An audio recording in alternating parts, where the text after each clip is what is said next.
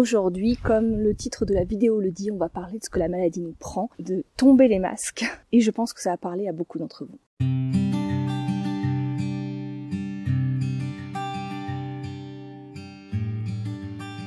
Bonjour à tous, je suis ravie de vous retrouver pour une nouvelle vidéo dans ce beau décor. Pour ceux qui ne me connaissent pas, je m'appelle Aurore, je suis psychologue et sur cette chaîne Glyfactory, je vous propose tout un tas de ressources pour vous aider si vous vivez avec des problèmes de santé. Aujourd'hui, je vais vous parler de quelque chose dont on parle peu et c'est pour ça que j'ai utilisé ce terme de tomber les masques, quelque chose qu'on évoque peu, en tout cas qu'on n'évoque jamais dans les cabinets médicaux, parce que quand on parle maladie chronique, quand on vit avec des symptômes au quotidien, on vit aussi avec des limitations. On doit faire des choix parce qu'on n'a plus l'énergie forcément qu'on avait avant, où on est limité dans nos capacités, et forcément notre vie va se réorganiser. Et ça, je pense que la plupart d'entre vous l'expérimentent, et c'est quelque chose bien sûr dont on parle. Cependant, il y a une notion, je trouve, dont on parle pas assez, c'est cette notion d'identité. C'est qui je suis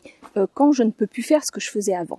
Et dans ce cadre-là, il y a cette notion de masque. Alors, je vous explique, et je pense que ça peut être très aidant pour beaucoup d'entre vous, et je vais vous expliquer justement,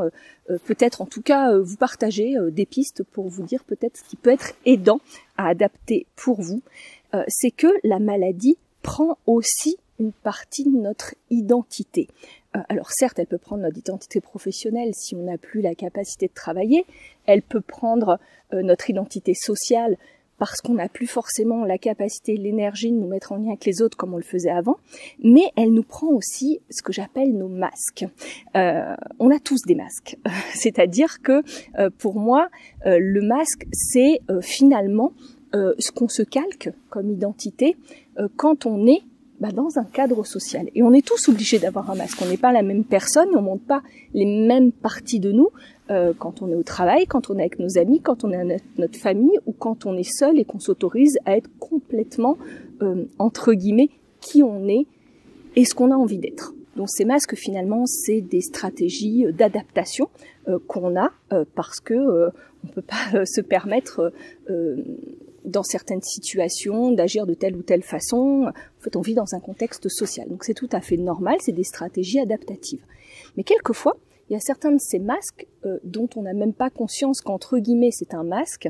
et qu'on prend vraiment pour notre identité propre, pour qui on est au fond de nous. Et quand on se retrouve malade, quand on se retrouve limité, eh bien à ce moment-là, on va être d'autant plus désarçonné qu'on n'aura plus accès à ces masques-là. Et ce qui peut être violent, c'est que ces masques-là, on n'a même pas conscience de les avoir. Parce que dans notre vie, on s'est construit d'une certaine manière. On vit dans une société, comme je vous ai dit, et c'est une part de notre adaptation à la société, où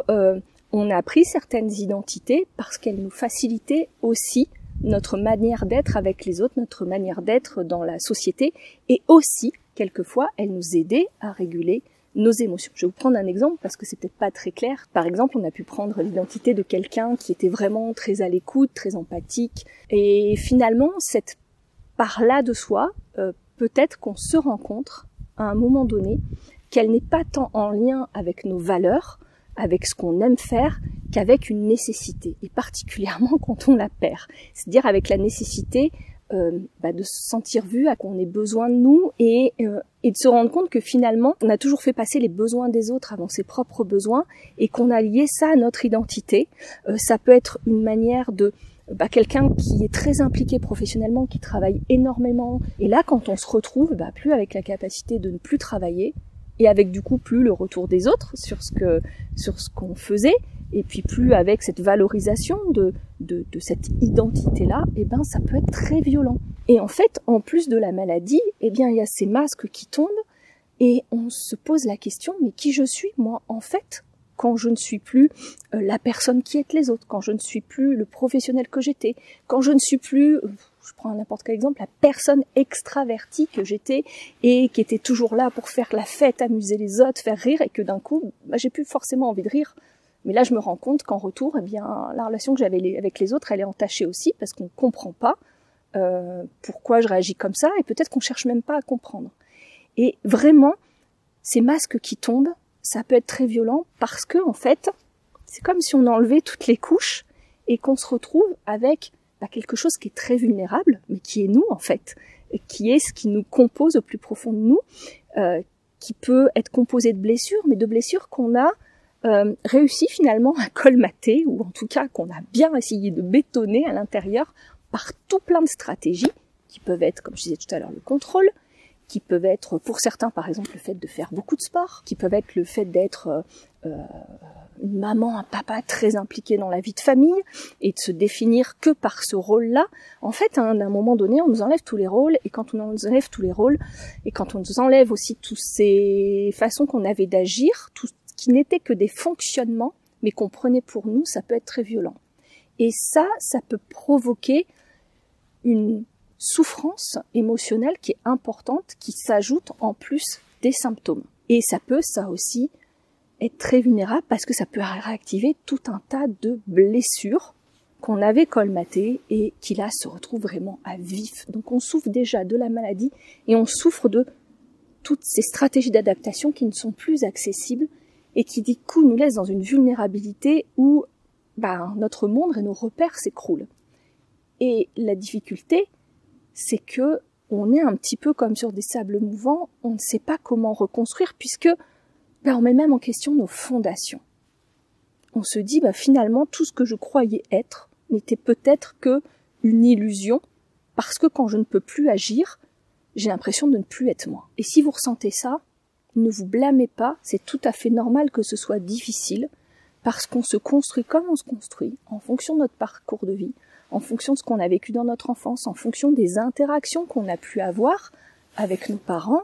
des modèles comportementaux aussi et de fonctionnement de nos parents. Moi, ce que j'ai envie de vous dire, c'est que si vous vous sentez vulnérable, rappelez-vous qu'on a besoin vraiment de deux choses pour se sentir bien. C'est de se sentir en sécurité physique et en sécurité au niveau affectif, c'est-à-dire que si on ne se sent pas en sécurité aussi bien avec nos capacités que dans le lien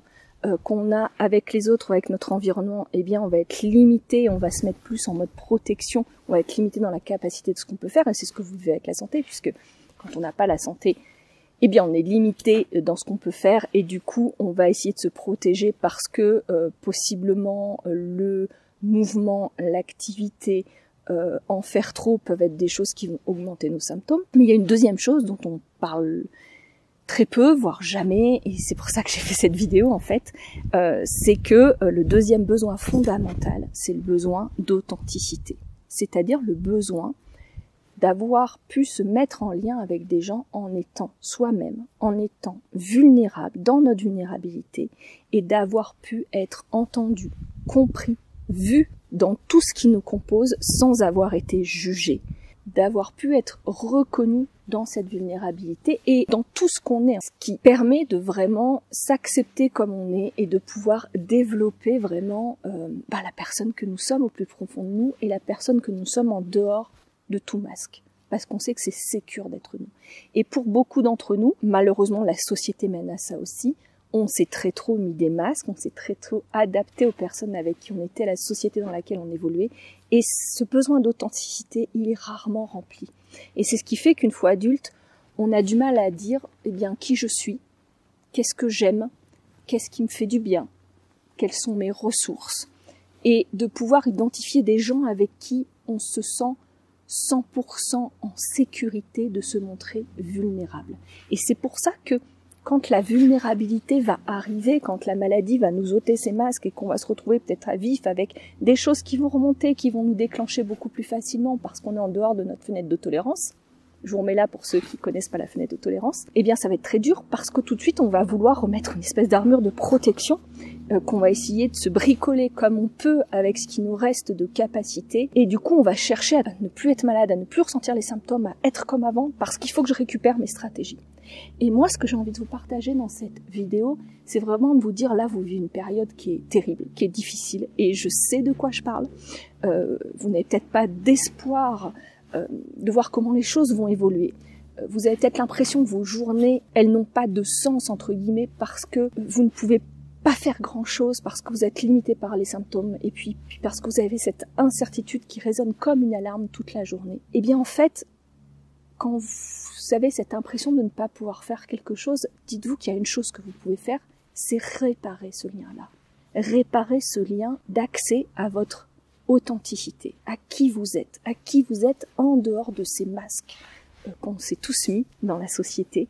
et de pouvoir vous relier, vous reconnecter à cette authenticité. Ça veut pas dire de définir tout de suite qu'est-ce que j'aime, qu'est-ce qui me fait du bien, quelles sont mes valeurs, parce que si vous y allez directement là-dessus, eh bien l'alarme elle peut résonner encore plus parce que non mais j'ai pas assez de ressources et comment je vais faire, et puis si je vais par là, si je vais sur cette voie-là, ça va activer plein de choses qui sont difficiles à processer. La première chose à faire, c'est vraiment d'apprendre comment je peux réguler au mieux mes émotions. Déjà, première chose, et comment je peux ensuite me reconnecter à mon authenticité, parce que quand on va se reconnecter à son authenticité, on va se reconnecter aussi à notre vulnérabilité. Et en se reconnectant à notre vulnérabilité, on risque de se reconnecter aussi à toutes les blessures qu'on a enfouies depuis toutes ces années. Et pour pouvoir les réparer, pour pouvoir prendre soin de soi, il faut avoir assez de ressources. Et pour avoir assez de ressources,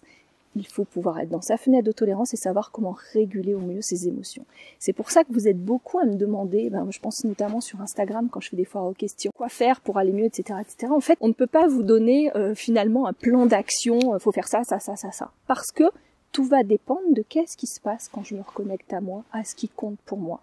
Pourquoi c'est si difficile d'être authentique? Sur quelle blessure ça appuie? Qu'est-ce qui s'est passé quand j'ai voulu être authentique? Face à quoi j'ai dû faire face et quelle émotion ça a engendré en moi? Et ces émotions, elles risquent de remonter, elles risquent d'être difficiles. Donc il faut avoir les outils aussi pour pouvoir les processer, et l'accompagnement, c'est-à-dire quelqu'un qui vraiment va vous proposer, ça peut être un psy, ça peut être un thérapeute, qui va vous proposer un espace sûr et sécure pour pouvoir être vous-même, et pour pouvoir vous aider aussi à accueillir tout ce qui peut émerger et qui est difficile dans cette vulnérabilité, toutes les émotions qui peuvent se présenter, vous proposer des outils pour vous permettre de processer et d'intégrer tout ça plus facilement. Et c'est pour ça que je dis toujours dans mes vidéos, l'acceptation de qui vous êtes et de là où vous en êtes, c'est le point de départ. C'est-à-dire accepter que là tout de suite, ok, je ne peux pas faire tout ce que je faisais, ok, c'est très difficile parce qu'il y a tous ces masques qui tombent, mais qui je suis au fond de moi, et est-ce que je peux me reconnecter à cette personne et l'accepter? Parce que souvent, on va blâmer les autres de ne pas comprendre ce qu'on est en train de vivre, de ne pas croire ce qu'on est en train de vivre, et je comprends tout à fait, parce que c'est tellement difficile, et en plus quand on remet en question nos ressentis et ce qu'on partage avec l'autre, alors que c'est très vulnérable pour nous de le partager, que ça peut être le corps médical, ça peut être la famille, ça peut être les amis, eh bien ça va appuyer sur des blessures qui sont déjà complètement à vif. Et bien sûr, dans un monde idéal, personne ne devrait appuyer sur les blessures de quelqu'un de cette manière-là, et on devrait croire la personne quand elle nous partage ses ressentis. Malheureusement, on n'est pas dans un monde idéal. Et dans ce cas-là, eh bien, la seule personne qui peut vraiment prendre soin de vous, c'est déjà vous. C'est déjà vous dire, moi, je m'accepte comme je suis. Je ne nie pas mes ressentis. Je reconnais mes ressentis. Et je fais ce travail d'avoir de la compassion pour moi et de recréer en moi, ou de créer, si vous n'avez pas eu la chance de le créer depuis que vous êtes tout jeune, ce droit d'être authentique, ce droit de faire tomber les masques, ce droit d'être dans des situations où je me sens vulnérable, ce droit de faire ce que j'ai envie de faire, de se refaire passer en premier. Pour moi, ça, c'est la première étape, de pouvoir pacifier ce lien que vous avez avec vous-même et surtout se reconnecter à ce qui fait votre authenticité, mais quand vous vous reconnectez à votre vulnérabilité aussi. Et votre vulnérabilité, c'est aussi ce qui vous permet d'accéder à qui vous êtes au fond de vous. Et c'est vraiment pour moi la première étape, parce que si on n'a pas retrouvé cette sécurité avec qui on est, cette acceptation de qui on est, de ce qu'on ressent, eh bien, quand on va mettre en place des choses par rapport à nos symptômes pour aller mieux, on va être toujours dans cette idée de j'essaye de me mettre un bouclier, j'essaye de me mettre des armures, j'essaye de refonctionner comme avant. Et en fait, quand vous faites ça, vous mettez du stress énorme, un stress énorme sur votre système. C'est-à-dire que votre biochimie, tout ce qui se passe dans votre corps, risque d'arriver finalement en contradiction avec toutes les actions que vous mettez pour aller mieux. Parce que vous n'allez pas dans le même sens. Parce que d'un côté, vous dites je vais faire ça pour aller mieux, et de l'autre, vous envoyez toutes les hormones de stress. Donc votre système nerveux, il va se mettre dans une configuration qui n'est pas une configuration où il sera apte à guérir, à aller mieux, à réparer, à prendre soin de vous, à prendre soin de tout ce qui se passe à l'intérieur de vous, mais il sera dans une configuration de « Oula, je suis stressée, il faut absolument qu'on guérisse parce que là, on est en danger ». Donc, première chose, remettre de la sécurité. Et je sais que vous êtes tous à vous dire « Oui, mais comment on fait pour remettre de la sécurité quand on n'en a pas ?» Je sais que souvent, je vous parle de ressources et que sur Instagram, vous me dites tous « Oui, mais c'est quoi les ressources exactement ?» Les ressources, c'est toutes les choses qui, par rapport à vous, par rapport à votre authenticité, par rapport à qui vous êtes au fond de vous, vous font du bien. Et vous font du bien en fonction de la situation que vous êtes en train de vivre. Et c'est ça qui est important, c'est qu'une ressource, elle peut être aidante à un moment et pas aidante à un autre moment. Parce que, par exemple, là on est dans un très bel endroit, la nature peut être une ressource, une valeur, par exemple si vous avez des valeurs plus en lien avec l'écologie, plus en lien avec la nature, la protection de la nature, peut-être ça vous fait du bien de venir dans la nature, mais si c'est un jour où votre système nerveux est dans un état d'hypoactivation ou d'hyperactivation, la nature va pas du tout vous faire le même effet. Toutes ces notions-là, je vous mettrai à la fin de la vidéo la masterclass que j'ai fait sur ce sujet, où vous aurez plein d'infos, justement là avec entre guillemets un plan d'action, c'est-à-dire des grands principes à mettre en place pour vous accompagner, pour vous relier à ce qui compte pour vous et pour peut-être déjà amorcer une réflexion. Parce que je parle beaucoup de sécurité dans toutes ces vidéos, mais c'est vrai que cette notion d'authenticité, je l'aborde souvent avec le fait de vous accepter tel que vous êtes, mais j'avais pas expliqué pourquoi, pour moi, je trouve ça vraiment primordial.